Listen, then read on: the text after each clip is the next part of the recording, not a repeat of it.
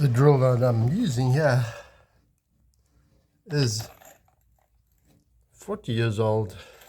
I have looked after it, not over stressed it. I have used it quite a lot.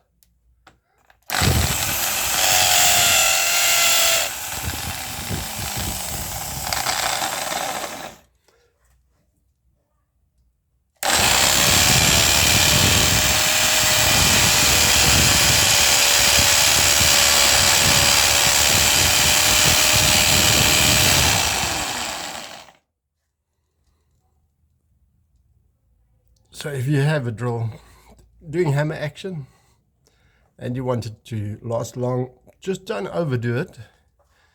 Take your time and don't push it beyond its capabilities. And if it's a good quality drill, it should last you a long time.